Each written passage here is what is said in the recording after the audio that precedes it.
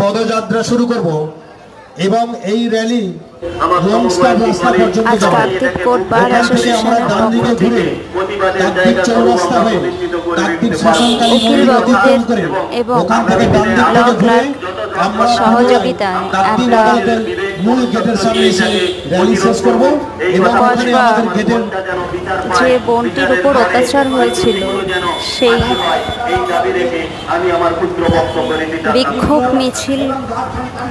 বের করা হয়েছিল আর এইগুলি হলো তার কিছু মুহূর্ত। এরপরে আমাদের দ্বিতীয় পর্বের কর্মসূচি অর্থাৎ আমাদের প্রতিবাদ সভা, সেই প্রতিবাদ সভার আনুষ্ঠানিক সূচনা হবে। কারণ আমরা জানি যে প্রতিটা ক্ষেত্রে স্কুল কলেজগুলোতে একের পর এক যেভাবে ধর্ষণকারীদের অত্যাচারে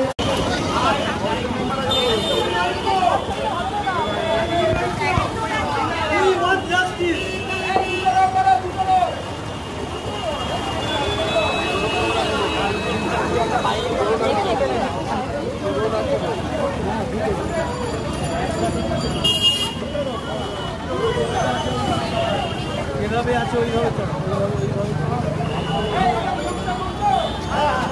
চালু হবে স্যার। চলো চলো এই দিকটা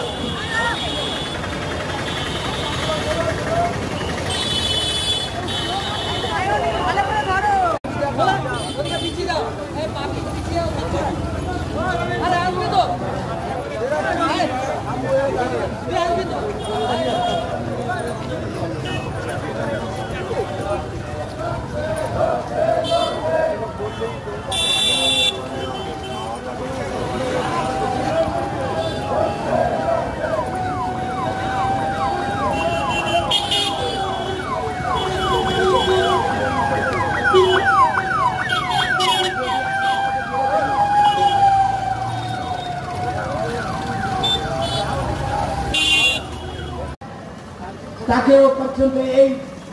ধর্ষণ কাণ্ডের মধ্যে ইনভলভ করিয়ে দিয়ে কলেজ বন্ধ করে একাকী মহিলাকে অর্থাৎ একাকী নির্যাতিতাকে একের পর এক এই ধর্ষককে দানবীয় যন্ত্র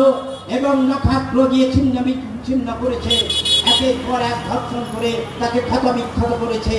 তার জীবনটাকে